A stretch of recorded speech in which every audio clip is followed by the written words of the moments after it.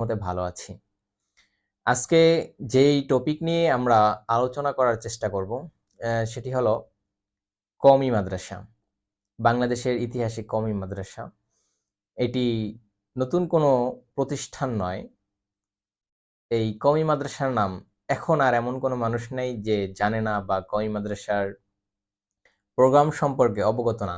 এমন মানুষ নাই, নাই বললেই চলে। তো কওমি মাদ্রাসা ভারতবর্ষের প্রাচীনতম শিক্ষা ব্যবস্থা। এটি শুধু বাংলাদেশ ভিত্তিক শিক্ষা প্রতিষ্ঠান বিষয়টি কিন্তু এমন না। সারা দুনিয়াব্যাপী শিক্ষা প্রতিষ্ঠান, যেটি সারা পৃথিবীতেই মুসলিম কান্ট্রিগুলোতে এই কওমি মাদ্রাসা রয়েছে। কিন্তু সব দেশেই যে একই ক্যাটাগরিতে কওমি মাদ্রাসাগুলো চলছে বিষয়টা এমন না। আ ভূখণ্ড পরিবর্তনের কারণে, আলাদা হওয়ার কারণে একেক জায়গায় একেক রকম রীতি-রেওয়াজ থাকতে পারে। সেটা ভিন্ন কথা। তো কওমি মাদ্রাসার এই সূত্রপাত সম্পর্কে সুধীজনেরা, বিজ্ঞজনেরা অবগত রয়েছে। কওমি মাদ্রাসা শুরু হয়েছে দেওবন্দ, দারুল উলুম দেওবন্দ থেকে এবং ভারতবর্ষের মধ্যে। তো সেই প্রেক্ষাপট অনুযায়ী বাংলাদেশের কওমি মাদ্রাসা তারা নিজেরাও দাবি করে যে তারা দেওবন্দি সিলসিলার, অর্থাৎ দেওবন্দ মূল যে মারকাজ, মূল যে দেওবন্দকে অনুসরণ করে কওমি মাদ্রাসা চলার কথা। তো বাংলাদেশের কওমি মাদ্রাসাগুলো দেওবন্দকে অনুসরণ করেই তারা পাঠদান সহ তাদের সকল প্রাতিষ্ঠানিক যে নিয়মকানুন, রীতিনীতি, এগুলো ওনারা আঞ্জাম দিয়ে থাকেন। কিন্তু অধিকাংশ ক্ষেত্রে অধিকাংশ কওমি মাদ্রাসাগুলো দেওবন্দের নীতিমালা কিংবা কওমি মাদ্রাসার যেই চেতনা, এটাকে অনেক ক্ষেত্রেই অনেকেই ধারণ করে না। কিন্তু তবুও তারা দেওবন্দি নিজেদেরকে দাবি করে। যাই হোক, তারা নীতিমালা অনুসরণ না করলেও তারা কিন্তু দাবি করে। সেক্ষেত্রে আমরা তাদেরকে ডিভাইডেড করে দিচ্ছি না যে তারা দেওবন্দ থেকে বেরিয়ে গেছে। আমরা তাদেরকে কাছে টেনে নিচ্ছি যে আপনারা আসুন। আপনারা পুরোপুরি দেওবন্দের চেতনাকে ধারণ করেই আপনাদের প্রতিষ্ঠানকে চালিয়ে যান এবং এই দেওবন্দি সিলসিলা, এই দেওবন্দি শিক্ষা ব্যবস্থাকে আরো বিস্তার করুন। হ্যাঁ, এই দেওবন্দি শিক্ষা ব্যবস্থা বাংলাদেশের যে রূপ, তো বাংলাদেশে সবকিছু আধুনিক হয়েছে। কওমি মাদ্রাসার আধুনিকায়নের মধ্যে আমরা গত ২ যুগে যদি আমরা দেখতে পাই, আমরা খোঁজ নিয়ে জানি, তাহলে এটার যেই আধুনিকায়ন বা যেই উন্নতি অগ্রগতি, এর মধ্যে হয়েছে বেফাক বোর্ডের নাম তো কমবেশি সবাই জানে। কওমি মাদ্রাসার সুবিশাল একটি বোর্ড। এই বোর্ডের অধীনে কওমি মাদ্রাসার ছাত্রছাত্রীদের পরীক্ষা হয়ে থাকে এবং বেফাক বোর্ডকে আমি শুধুমাত্র পরীক্ষা নিয়ন্ত্রণ বোর্ড হিসেবেই জানি। এবং নতুন আরেকটা বোর্ড হয়েছে হায়াতুল উলিয়ার নাম আপনারা শুনেছেন। তো এই বোর্ড তো আরো বেফাকের থেকেও এটার কাজ কম। এটা শুধুমাত্র পরীক্ষা নিয়ন্ত্রণ কেন্দ্রিক, রেজাল্ট, ফলাফল এবং সার্টিফিকেট কেন্দ্রিক। তো সার্টিফিকেটের কথা বলি। আগে তো সার্টিফিকেট মাদ্রাসা কেন্দ্রিক ছিল। বোর্ড কেন্দ্রিক কওমি মাদ্রাসার এরকম কোনো সার্টিফিকেট ছিল না। দাওরায়ে হাদিস শেষ করলেও।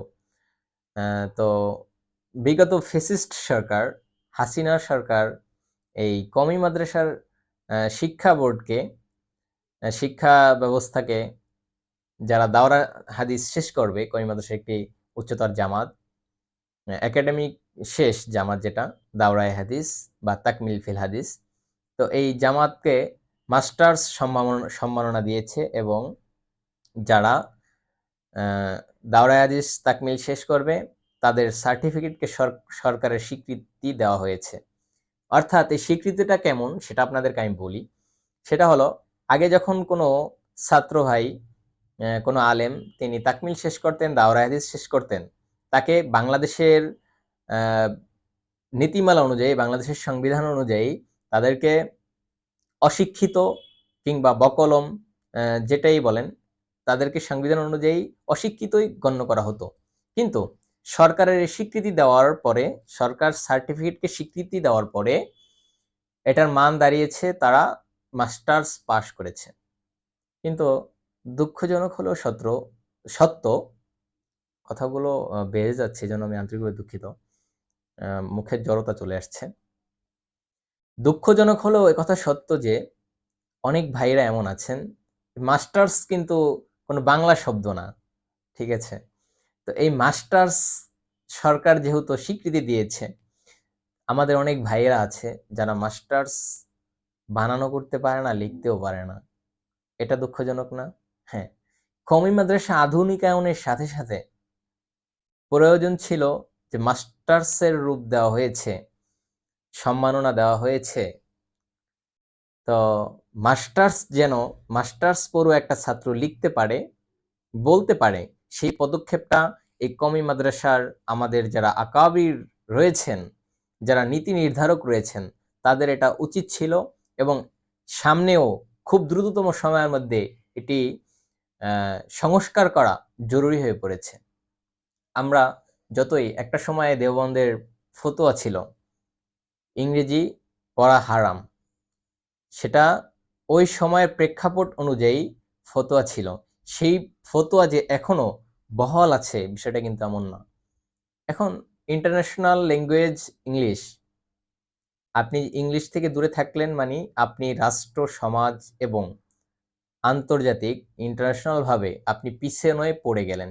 কিন্তু এখন অনেক আলেমরা একাডেমিক ভাবে যদিও কওমি মাদ্রাসার সিলেবাসের মধ্যে ইংরেজি কিংবা ইতিহাসের তেমন কোনো কিতাব নাও থাকে, ইতিহাসের কিতাব নাই সে কথা আমি বলছি না।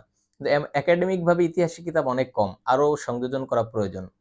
আমাদের এই পিছনে পড়ার, আলেম সমাজের এই পিছনে পড়ে যাওয়ার দুটি কারণের মধ্যে আমরা হলাম এই যে অন্ধভক্ত একটা কথা আছে। আমরা মানে সত্য মিথ্যা জাজ না করেই আকাবির পূজা একটা কথা আছে, আমি এটাকে বিশ্বাস করি। আকাবির পূজায় মত্ত হয়ে অন্ধভক্ত এবং ইতিহাস না জানার কারণে আমরা অনেক পিছনে এবং এই বিশ্ব মিডিয়া থেকে, সমাজ রাষ্ট্র থেকে অনেক দূরে দূরে আছি, এখন অনেক দূরে রয়ে গেছি। এটা আমি রাষ্ট্র, সমাজ, সরকার কারো দোষ দিচ্ছি না। এটা আমাদের নিজেদের দোষের কারণে, আমাদের নিজেদের আকাবিরদের তাদের দোষ না। তারা এই বিষয়টি না ভাবে নাই। না ভাবার কারণে আমরা পিছনে পড়ে গেছি এবং আমাদের এই পিছনে পড়ে যাওয়ার জন্য আমাদের শিক্ষা প্রতিষ্ঠান কিংবা আমাদের যে সিলেবাস রয়েছে, সেই সিলেবাসের উপরে অভিযোগ করছি না। কিন্তু পরবর্তী প্রজন্ম অভিযোগ করবে না, তার চেয়েও বেশি কিছু করবে। আল্লাহ তাআলা মাফ করুক। আমাদের মুরব্বিদের শুভবুদ্ধি উদয় হোক। তারা কওমি মাদ্রাসা নিয়ে নতুন করে ভাবতে শিখুক। আমরা যারা কওমি মাদ্রাসায় পড়েছি, আমাদের সন্তানরা যারা কওমি মাদ্রাসায় পড়বে, এখন আমাদের যেই ভাইয়েরা কওমি মাদ্রাসায় পড়ছে, তাদের ফিউচার কি? এই কওমি মাদ্রাসা বোর্ড, বেফাক, হাইয়া বোর্ড, তানজিম বোর্ড সহ চট্টগ্রাম বোর্ড আর যত বোর্ড রয়েছে, তাদের দিন শেষে তাদের কাজটা কি? তারা শুধু পরীক্ষা কেন্দ্রিক, পরীক্ষা নিয়ন্ত্রণ কেন্দ্রিক একটা বোর্ড খুলে বসে, বসে ওখানে বসে, বসে কি যেন বলে? খাবে, চাকরি করবে, তাদের জীবন চালিয়ে দিবে। আর এখানে আমাদেরকে নিয়ে ভাবার মতো কেউ থাকবে না। এটা হতে পারে না। একটা শিক্ষিত সমাজে যখন সবাই দেশ, রাষ্ট্র, ইসলামকে নিয়ে নতুন করে ভাবতে শিখে, ইসলামকে এগিয়ে নিয়ে যাওয়ার জন্য যখন আমরা ভাবি, তখন আমরা অনেক ক্ষেত্রে এই জন্য পিছনে পড়ে যাই। আল্লাহ তাআলা আমাদেরকে বোঝার মতো তৌফিক দান করুক। আমাদের মুরব্বিদেরকে এই কথাগুলো বোঝার মতো তৌফিক দান করুক। আমি যে কথাগুলো বলতে চাচ্ছি সেটি হলো, কওমি মাদ্রাসা নিয়ে নতুন করে ভাবতে শেখা দরকার, নতুন করে ভাবতে শুরু করা দরকার। কেননা আমাদের কওমি মাদ্রাসার প্রত্যেকটা স্টুডেন্ট যারা কওমি মাদ্রাসায় অধ্যয়ন করেছে, তাদের ফিউচার কি? তাদের কোনো কর্মসংস্থানের ব্যবস্থা সরকার, রাষ্ট্র কর্তৃক নেই। এটি এই জন্য আমাদেরকেই, নিজেদেরকেই এই দিকে নজর দিতে হবে। আমাদেরকে গ্রহণযোগ্যতার পর্যায়ে নিয়ে যেতে হবে। এখন আপনি সরকারের কাছে আপনার কর্মসংস্থানের দাবি করলেন। আপনাকে সরকার কোন পোস্টে, কোন পদে আপনাকে ব্যবহার করবে? আপনার ওই স্কিলটা তো থাকা লাগবে। আপনি স্কিল রয়েছে আপনার কওমি মাদ্রাসা কেন্দ্রিক কিতাবাদির। তো স্কুল, কলেজ, মাদ্রাসা, ইউনিভার্সিটি, মাদ্রাসা বলতে মাদ্রাসা বাদ, স্কুল, কলেজ, মাদ্রাসা তো সরকারিই না, যেখানে সরকারি কর্মসংস্থানের ব্যবস্থা করা যাবে না। সরকারি বা বেসরকারি হোক, সরকার, এক কথায় কওমি মাদ্রাসা ছাড়া আমাদের আমরা যারা কওমি মাদ্রাসায় পড়েছি, আমাদের কওমি মাদ্রাসা, নুরানি মাদ্রাসা, হাফিজি মাদ্রাসা এবং মসজিদ ছাড়া আমাদের কি আর কোনো কর্মসংস্থানের ব্যবস্থা রয়েছে? প্রতি বছর লাখ লাখ মাওলানা তাকমিল হাদিস শেষ করে বের হয়, তাদের কর্মসংস্থানের ব্যবস্থা কি? প্রশ্ন আপনাদের কাছে।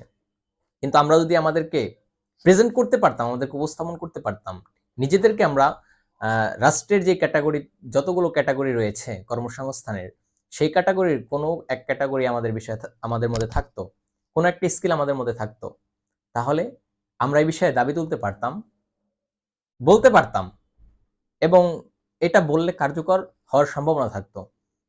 শুধু সার্টিফিকেট না, সার্টিফিকেটকে আমি মনে করি একটি মোয়া, এটিকে মোয়া দেখানোর মতো। তাছাড়া একটা কাগজের সার্টিফিকেট আর কিছুই না। আপনার মধ্যে যদি স্কিল থাকে, আমার মধ্যে যদি স্কিল থাকে, তাহলে সার্টিফিকেট একটা প্রচুর বিষয়। কিন্তু হ্যাঁ, সার্টিফিকেট অনেক সময় ব্যবহার করা দরকার, বা অনেক সময় ব্যবহার হয়। সার্টিফিকেট ছাড়াও আর অনেক কিছু হয় না। কিন্তু স্কিল থাকলে আপনাকে কেউ একদম ফেলে দিতে পারে, বিষয়টা এমন না। সার্টিফিকেটওয়ালা অনেক শিক্ষিত ভাইয়েরা, মেধাবী ভাইয়েরা চাকরির জন্য ঘুরছে। আবার অনেক অশিক্ষিত, সে আগে থেকে কাজ করতে করতে তার স্কিল ডেভেলপ হয়ে গেছে, এখন সে ভালো পর্যায়ে জব করতেছে, চাকরি করতেছে। আপনারা সবাই চাকরি করেন সে কথা আমি বলছি না, ব্যবসায়ী হন, সেটা আরো ভালো। আমার ইচ্ছা আছে, ইনশাল্লাহ আপনারা দোয়া করবেন। তবে আমরা যারা কওমি মাদ্রাসার বিভিন্ন পর্যায়ে, বিভিন্ন সেক্টরে মসজিদ মাদ্রাসা নিয়ে কর্তব্যরত রয়েছি, আছেন আমাদের আলেমরা, তারা কি চাকরি করছেন না? খেদমতের নামে সবাই চাকরি করছেন। যদিও আমরা বাহিরের থেকে অনেক কিছু জানি না, ভিতর থেকে অনেক কিছু জানা যায়। আল্লাহ তাআলা আমাদেরকে বুঝার মতো তৌফিক দান করুক। আমাদের এই কওমি মাদ্রাসা নিয়ে নতুন করে ভাবতে হবে।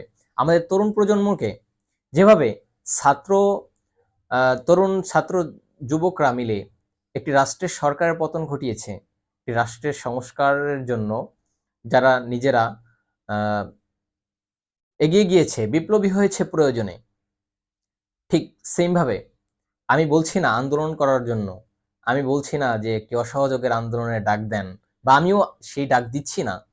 তবে আমাদের তরুণ প্রজন্ম, আমাদের তরুণ ওলামা মাশায়েখরা চাইলে এই বিষয়টা নিয়ে নতুন করে ভাবতে পারেন না? আপনাদের অবশ্যই ভাবা উচিত, এবং আপনাদেরকে আমরা অনুরোধ করছি, আলেমদেরকে নিয়ে, আমাদের পরবর্তী প্রজন্মের কওমি ছাত্রছাত্রী ভাই বোনদেরকে নিয়ে আপনারা ভাবুন। এখনই সময়। আর আরো যদি অনেক সময় এমনিতেই নষ্ট হয়ে গেছে, এখনো যদি আমরা ভাবতে না পারি, আপনারা আমাদেরকে নিয়ে এখনো যদি না ভাবেন, যারা আমাদের তরুণ প্রজন্মের সিপাহসালার আছেন, যারা নেতৃস্থানীয় পর্যায়ে রয়েছেন, যারা কথা বললে সে কথা দাম থাকবে, আপনার কথা বলুন, এটি নিয়ে কাজ করুন। আমরা ইনশাল্লাহ সাথে আছি, তরুণ প্রজন্ম আপনাদের সাথে আছে, কওমির ছাত্র আপনাদের সাথে থাকবে, শুধু কওমির না, বাংলার সচেতন ছাত্র সমাজ আপনাদের সাথে থাকবে, গণমানুষ আপনাদের সাথে থাকবে ইনশাল্লাহ। আপনারা কওমি মাদ্রাসাকে নিয়ে নতুন করে ভাবতে শিখুন। এই কওমি মাদ্রাসার সিলেবাসের মধ্যে আমি বলছি না যে যেই কিতাবাদি যে সিলেবাস রয়েছে সেগুলো থেকে বাদ দেওয়ার জন্য, তবে হ্যাঁ, নতুন করে কিছু যদি সংযুক্ত করতে হয়, যেটি ইসলাম, রাষ্ট্র এবং পরবর্তী প্রজন্মের জন্য কল্যাণকর হবে, এমন কিছু যদি সংযুক্ত করার প্রয়োজন হয়, সেটি অবশ্যই আমাদের করা উচিত, এবং যদি করতে হয় তাহলে অবশ্যই করা লাগবে। এবং এই দায়িত্বভার তরুণ প্রজন্মের প্রতিনিধিদের কাছে ব্যক্ত করলাম। আজকে এ পর্যন্তই রাখলাম। সবাই ভালো থাকবেন। আমার কথায় কোনো ভুল ত্রুটি হয়ে গেলে ক্ষমা প্রার্থী। তবে হ্যাঁ, আমি যে কথাগুলো বললাম হয়তো খুব সুন্দর করে আমি উপস্থাপন করতে পারিনি, কিন্তু এটা একটা গুরুত্বপূর্ণ বিষয় নিয়ে আমি কথা বলেছি।